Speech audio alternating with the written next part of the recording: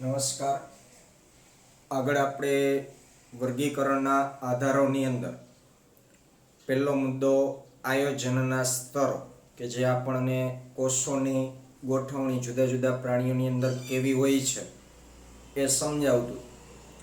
એમાં આપણે આયોજનના સ્તરોની અંદર જે 4 પ્રકારના આયોજનો છે એમાંથી બેની આપણે વાત કરેલી હતી, કોષીય સ્તર આયોજન અને પેશી સ્તરીય આયોજન. ત્યાર પછીનું ત્રીજા પ્રકારનું આયોજન છે અંગ સ્તરીય આયોજન. એની આપણે ચર્ચા કરીએ. આયોજનના સ્તરો.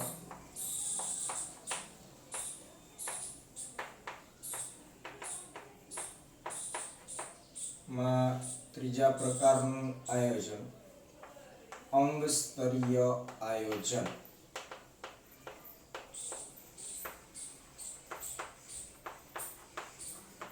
હવે અગાઉ પણ આપણે એવું કીધેલું કે એક એક સ્ટેપ આપણે ઉચ્ચ તરફ જઈએ છીએ.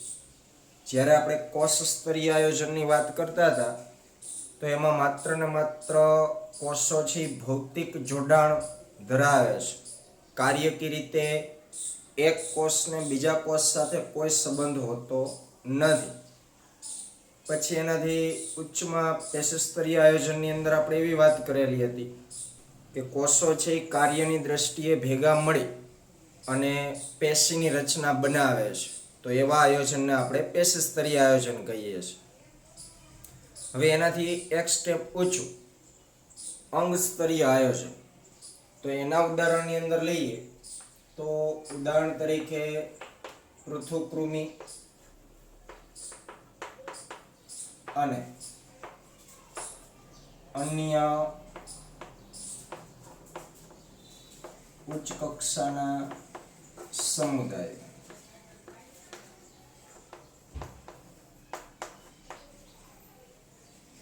પેશી સ્તરીય આયોજન કોષ્ઠાંતરી સમુદાયની અંદર જોવા મળે છે. હવે કોષ્ઠાંતરીથી ઉચ્ચ કક્ષાનો સમુદાય એટલે પૃથુકૃમિ, અને પૃથુકૃમિથી આગળ જે બીજા ઉચ્ચ કક્ષાના સમુદાયો છે સૂત્રકૃમિ, નુપુરક, સંધિપાદ, શૂળત્વચી, એ બધા. તો આ બધાની અંદર અંગ સ્તરીય આયોજન છે. મતલબ કે જે પેશીઓ હશે એ પેશીઓ ભેગી મળી અને ચોક્કસ અંગની રચના કરતી હશે. એટલે કે જ્યાં પેશીઓ ચોક્કસ કાર્ય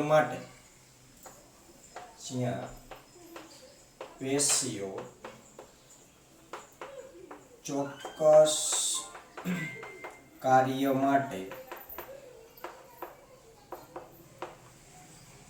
ભેગી મળીને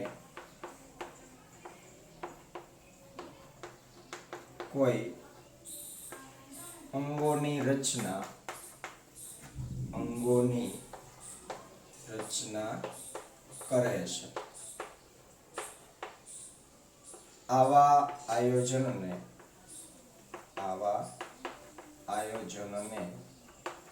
અંગ સ્તરીય આયોજન કહે છે. અંગ સ્તરીય આયોજન કહે છે. એકદમ સિમ્પલ છે. આપણે સંગઠનાત્મક સ્તર પ્રમાણે ચાલવાનું છે. તો જેમ કોષો ભેગા મળે કોઈ સમાન કાર્ય કરવા માટે ત્યારે બનતી રચના પેશી. તો હવે એક કરતા વધારે પેશીઓ જ્યારે કોઈ ચોક્કસ કાર્ય કરવા માટે ભેગી મળે છે અને પરિણામે જે રચના બને છે એ કોઈ અંગ હશે. ઉદાહરણ તરીકે કહું તો જઠર છે, તો જઠર છે અલગ અલગ ઘણી બધી પેશીઓનું બનેલું હશે. તો હવે જઠરનું કામ છે ખોરાકનું પાચન કરવાનું. તો એની રચનામાં જેટલી પેશીઓ સંકળાશે એ એક આ કાર્યને ધ્યાનમાં રાખીને ભેગી મળી હશે. એ બધી પેશીઓએ નક્કી કર્યું હશે કે આપણે ખોરાકના પાચનમાં બને એટલી આપણે હેલ્પ કરવાની છે, મદદ કરવાની છે. તો પછી એ બધા ભેગા મળ્યા એટલે પરિણામે એક અંગની રચના થઈ ગઈ, જેનું નામ આપણે જઠર આપી દીધું. એવી રીતના દરેક અંગ. તો કોઈ પણ અંગ છે એક કરતાં વધારે પેશીઓનું બનેલું હશે.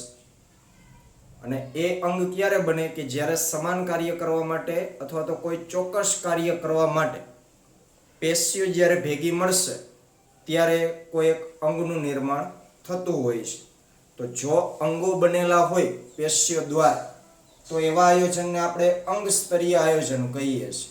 એટલે કે આ પ્રાણીઓની અંદર પૃથુકૃમિ છે તો પૃથુકૃમિની અંદર કોષ સ્તરીય આયોજન તો છુપાયેલું છે, પેશી સ્તરીય આયોજન એ છુપાયેલું જ છે. અને હવે પેશીઓ જોડાઈને એની અંદર અંગો બનેલા છે એટલે આપણે એને અંગ સ્તરીય આયોજન કહીએ છીએ. એટલે અંગ સ્તરીય આયોજન જે પ્રાણી ધરાવતો હોય એમાં સ્વાભાવિક રીતે પેશી સ્તરીય આયોજન તો હોય જ, કોષ સ્તરીય આયોજન તો હોય જ, કારણ કે આ ઉચ્ચ કક્ષાની વાત છે.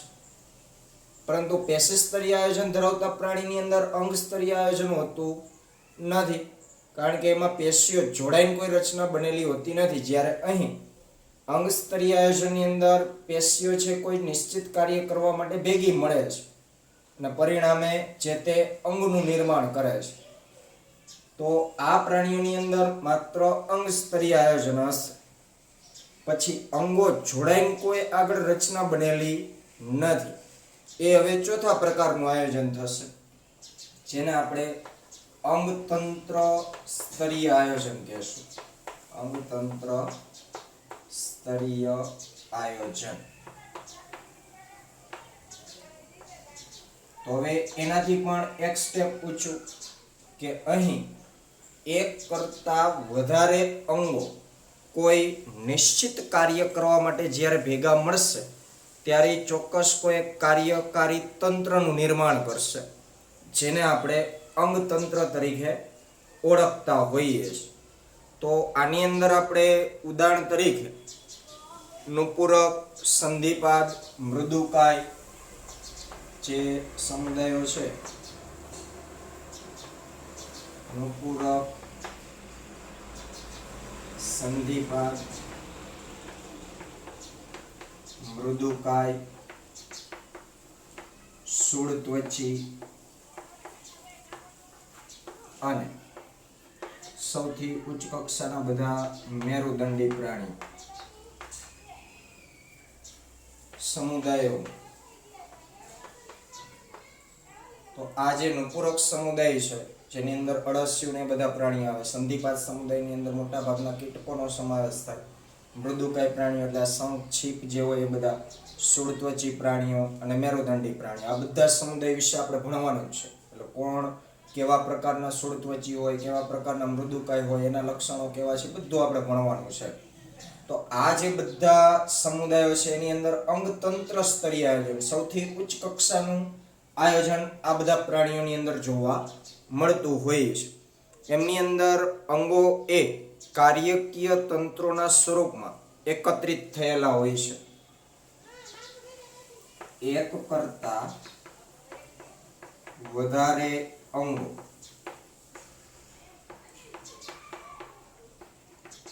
કાર્યકીય તંત્રોના સ્વરૂપમાં જોડાયેલા હોય છે, જેથી કોઈ ચોક્કસ અંગતંત્રનું નિર્માણ થાય છે.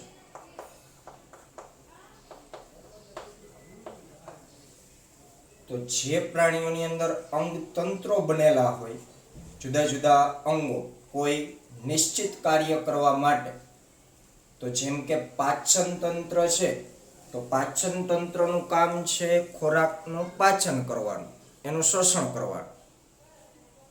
તો પાચન તંત્રની અંદર તો કેટલા અંગો આવે, મુખદ્વારથી લઈ એનસ એટલે કે મળદ્વાર સુધી.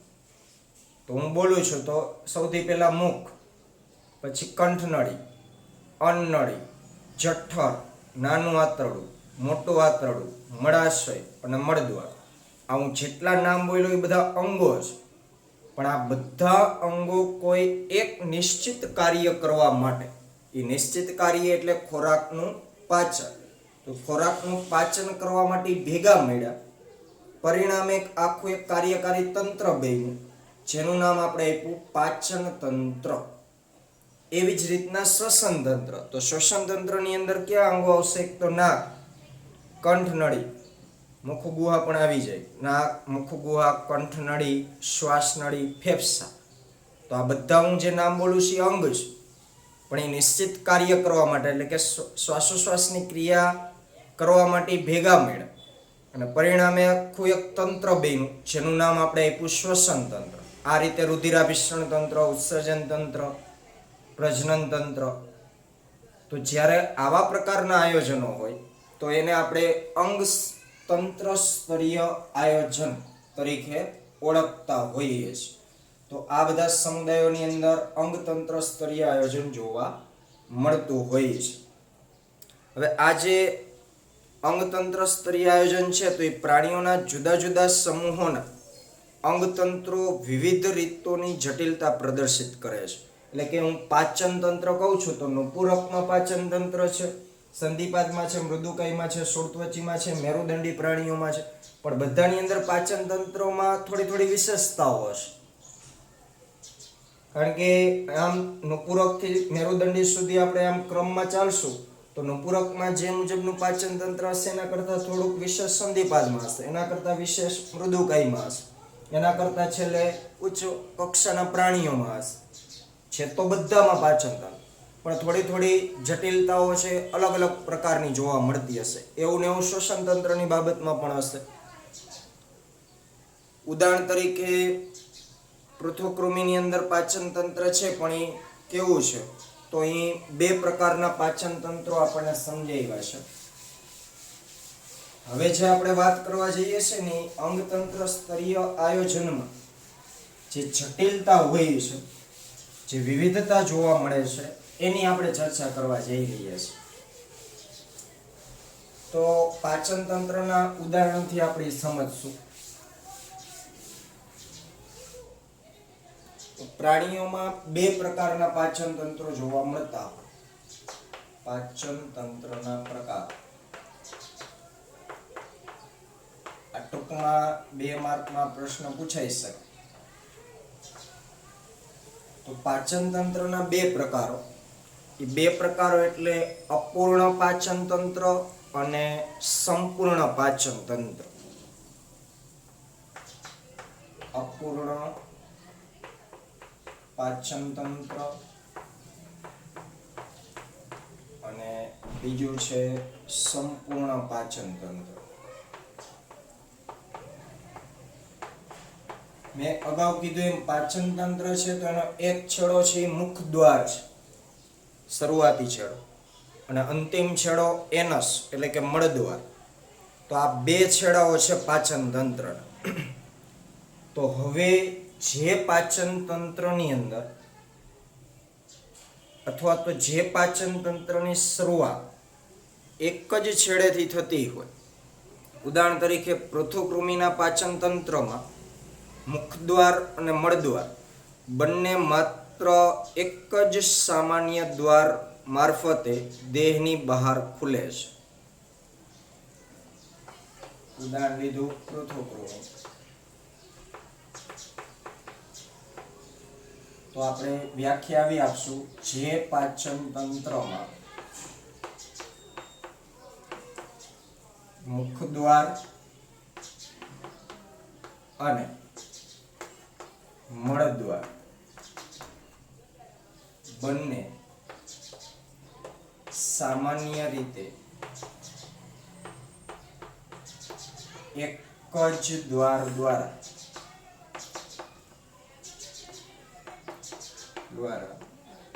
દેહની બહાર ખુલે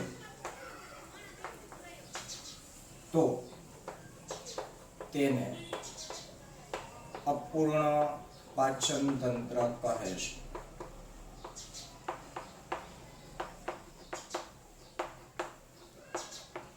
એટલે કે આવા પ્રાણીઓની અંદર કે જેમાં અપૂર્ણ પાચન તંત્ર જોવા મળે છે તો એની અંદર અલગથી મુખદ્વાર કે અલગથી મળદ્વાર હોતું નથી.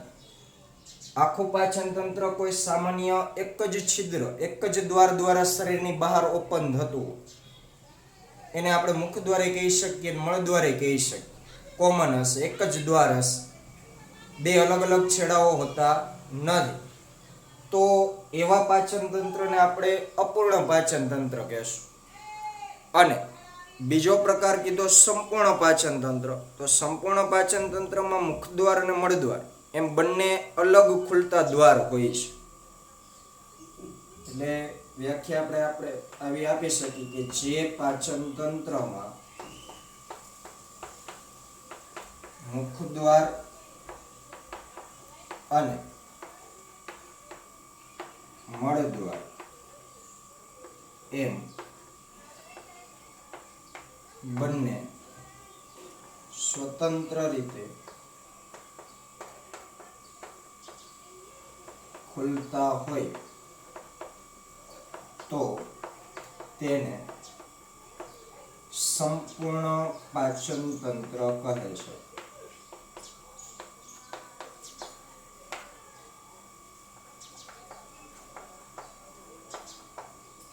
તો સંપૂર્ણ પાચન તંત્રમાં મુખદ્વાર અને મળદ્વાર બંને છે એ અલગ અલગ દ્વાર હશે.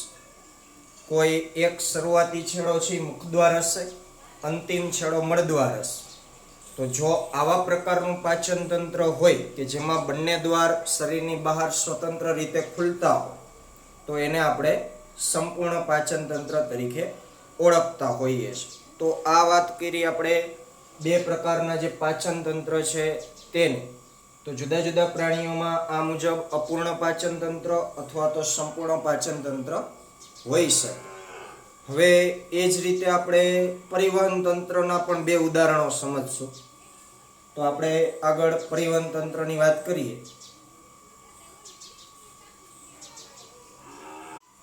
ચાલો વાત કરીએ હવે પરિવહન તંત્રના પ્રકારોની.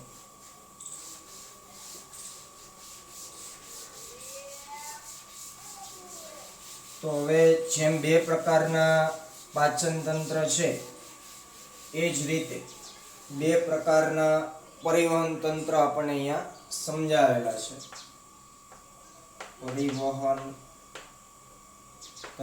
પરિવહન તંત્ર અથવા તો રુધિરાભિસરણ તંત્ર. રુધિરાભિસરણ તંત્ર ના પ્રકાર આ પણ 2 માર્કમાં પૂછાઈ શકે. તો જે રીતે બે પ્રકારના પાચન તંત્ર છે એ જ રીતે બે પ્રકારના પરિવહન તંત્ર છે જેના નામ છે ખુલ્લું પરિવહન તંત્ર, ખુલ્લું પરિવહન તંત્ર, અને બીજું છે બંધ પરિવહન તંત્ર. બંધ પરિવહન તંત્ર. પહેલા વાત કરીએ ખુલ્લા પરિવહન તંત્રની. હવે અહીંયા નામ આપ્યું છે ખુલ્લું પરિવહન તંત્ર. તો જે પ્રાણીઓની અંદર ખુલ્લું પરિવહન તંત્ર હોય એમાં હૃદય, રુધિર વાહિનીઓ આ બધું અલ્પ વિકસિત હોય છે. હૃદય અને રુધિર વાહિનીઓ અલ્પ વિકસિત હોય છે, એટલે કે નિમ્ન કક્ષાની હોય છે. એમાં હૃદય છે એવું ખાસ કંઈ વિશિષ્ટ હોતું નથી, ખાલી એક સામાન્ય પંપ જેવું હોય. રુધિર વાહિનીઓ પણ એટલી બધી વિકસિત હોતી નથી. રુધિર વાહિનીઓ તરીકે ધમની, શિરા, પછી એની સૂક્ષ્મ શાખાઓ કે જે અંતિમ અંગ સુધી પહોંચતી હોય. તો આવું કોઈ આયોજન ખુલ્લા પરિવહન તંત્રમાં હોતું નથી. બીજું કે નામ ખુલ્લું પરિવહન તંત્ર છે એનો મતલબ એવો થશે કે આ પ્રકારના પ્રાણીઓના શરીરની અંદર જે અવકાશો હોય, જ્યાં ખાલી જગ્યાઓ હોય, એ ખાલી જગ્યાઓને રુધિર કોટરો તરીકે ઓળખવામાં આવે. શું કામ? કે શરીરની અંદરનો અવકાશ છે રુધિરથી ભરેલો હોય છે. શરીરની અંદરનો અવકાશ જેને આપણે સામાન્ય રીતે શરીર ગુહા તરીકે ઓળખીએ છીએ, અવકાશ રુધિરથી ભરેલ હોય છે. જેને રુધિર કોટરો તરીકે ઓળખવામાં આવે. રુધિર કોટરો કહે છે. તો શરીરની અંદર જે જગ્યાએ અવકાશ હશે એ બધો જ અવકાશ રુધિરથી ભરેલો હશે. એટલે આપણે કેવું હોય તેવું કહી શકીએ કે એના શરીરની અંદર બ્લડ ભરેલું હોય. પરિણામે શું થશે કે આંતરિક અંગો બધા રુધિરમાં ડૂબેલા હશે. જોજો ખાસ સમજ, કારણ કે એની જે રુધિર વાહિનીઓ છે એ અંગો સુધી પહોંચેલી હોતી નથી. આ મારો છાતીનો ભાગ છે એ હૃદય સમજી લ્યો, આ બંને હાથ છે રુધિર વાહિનીઓ સમજી લ્યો, આંગળાઓ છે એ રુધિર વાહિનીની શાખાઓ સમજી લ્યો, અને અહીંયા વચ્ચે આ અવકાશ. તો આવી રીતના હું આમ શેપ રાખું છું. અહીંયા સાઈડમાં આપણે નાનકડી આકૃતિ દોરી.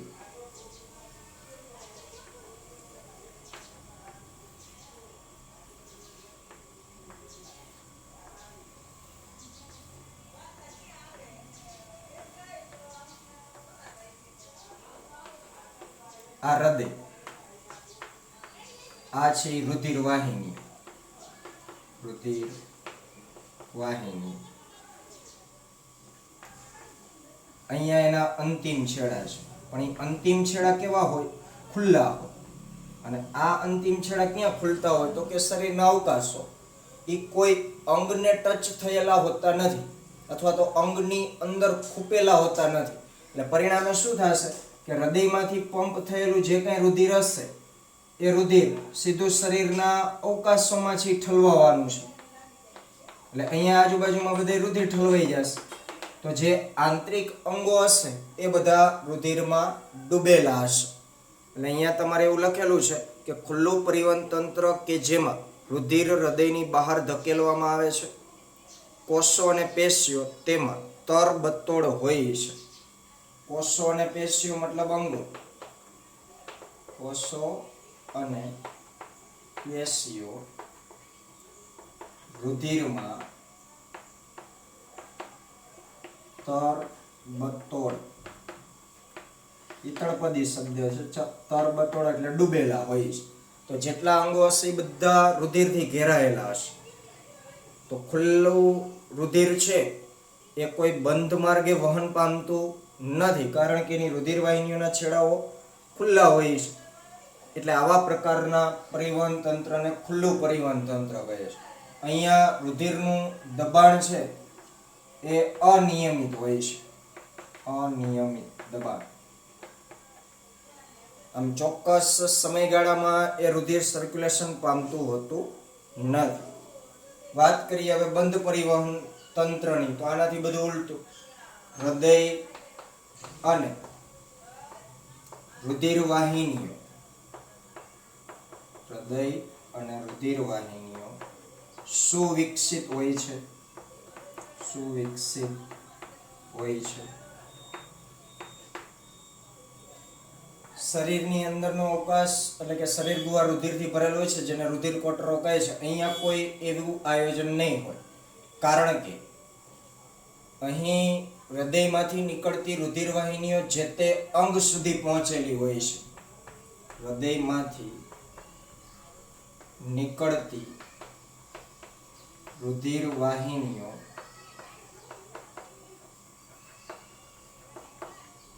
જે તે અંગ સુધી પહોંચેલી હોય છે.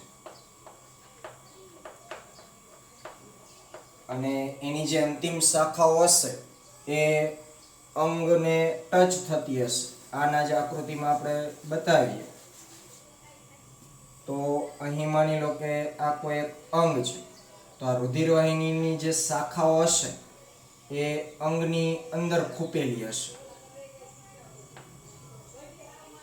આ રીતે આ અંગ છે કોઈ XYZ.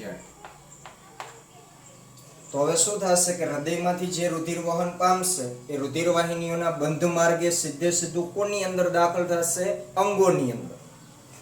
અને અહીં તો શું થતું હતું? શરીર ગુહાઓમાં રુધિર ઠલવાતું હતું અને પરિણામે બધા અંગો રુધિરમાં ડૂબેલા હતા.